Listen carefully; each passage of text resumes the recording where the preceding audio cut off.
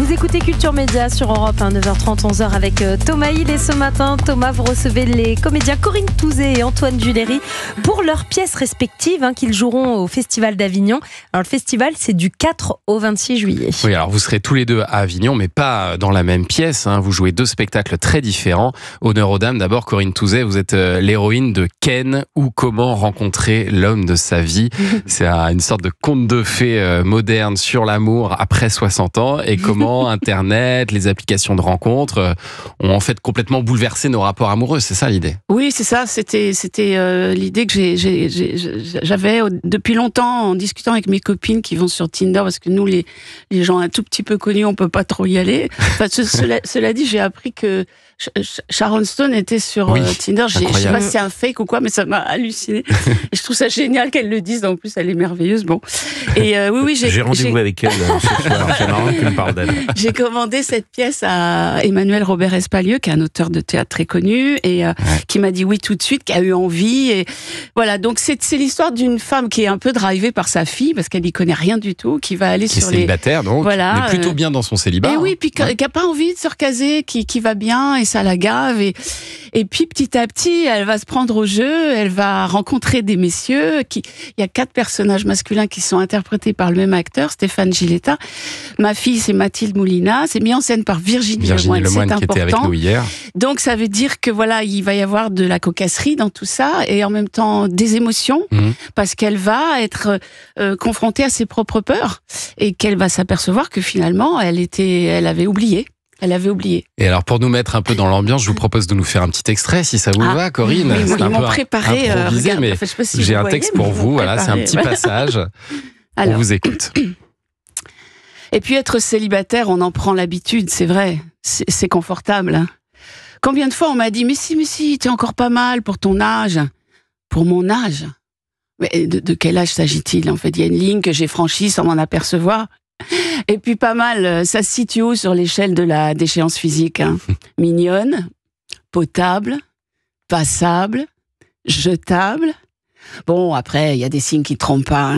Le regard des autres, des hommes de mon âge, croisés dans une soirée ou à la salle de sport, ou adroitement amenés par une copine compatissante, mariée, en quête d'une maîtresse et trop lâche pour se séparer de sa femme, ou le coup d'un soir et ciao, ou le type parfait mais ennuyeux, ou rien.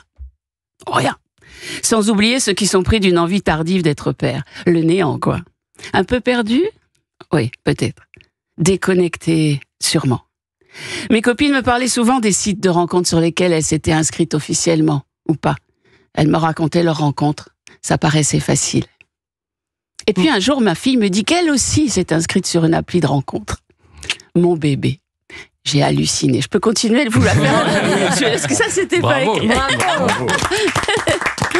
Et voilà. Et alors Claire, elle va rencontrer 4 hommes différents, dont Ken. Et juste le prénom est un peu suspicieux. Alors il faut que je vous avoue un secret. Vraiment, c'est la première fois que je le dis.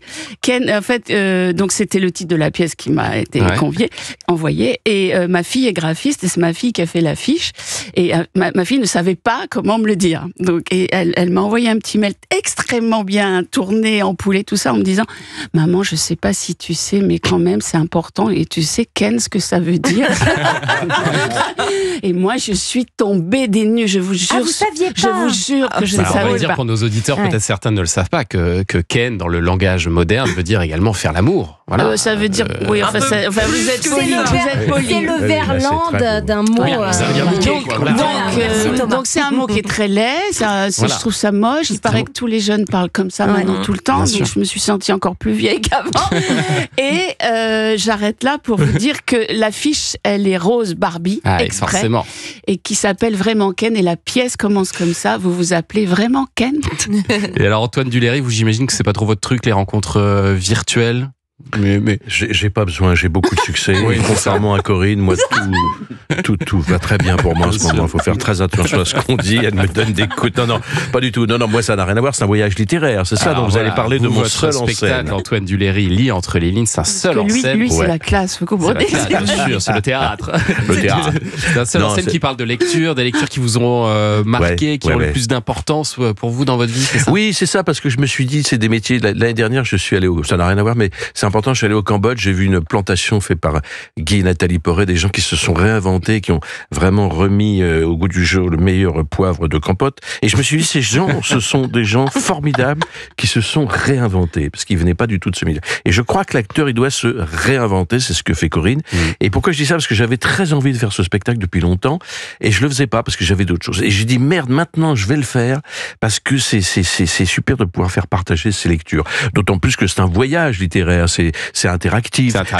Je fais lire les gens, je leur fais écrire une phrase d'un roman qui n'existe pas encore, donc je les fais participer. Je parle de tout ce qu'on lit, les panneaux routiers, les annonces publicitaires, et je dis que malheureusement, évidemment, tout ce qui est le plus lu aujourd'hui, ce sont les textos. Donc je parle vraiment, évidemment, du monde d'aujourd'hui, et évidemment en rapport avec Hugo, Marguerite Duras, Francis Blanche, enfin je fais le grand écart pour amener à parler de ce que c'est que la lecture. Et à donner envie de lire, évidemment, parce qu'on sort de cette pièce, on a envie d'ouvrir les livres dont vous nous parlez, c'est aussi l'objectif. Oui, je crois que c'est un peu le but, mais c'est formidable, c'est un voyage. La lecture, c'est un voyage. Vous parlez même des présentateurs de JT.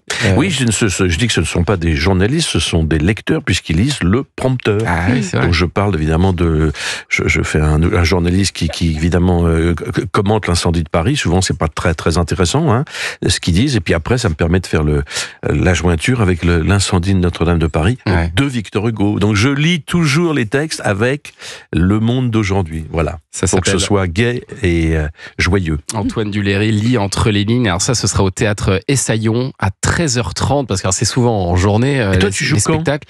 Pardon, ce sera au théâtre actuel. Au théâtre actuel qui coproduit avec moi le spectacle, et c'est à 13h50. 13h50, donc 13h30, 13h50. On va être concurrents. Vraiment une compétition entre vous deux. On va pas pouvoir se voir, c'est ça qui m'embête, parce que j'aurais bien voulu... Un jour l'un, un jour l'autre, mais vous n'allez pas pouvoir vous voir. Ah si, parce qu'il y a des jours où je joue pas. Ah, je vais venir te voir. Tu joues tous les jours? On est relâche les mardis. Très bien, voilà. Eh ben, je viendrai mardi. Allez, on va continuer à en parler, puis dans un instant, on va parler série avec Héloïse Goua. À tout de suite sur Europe 1.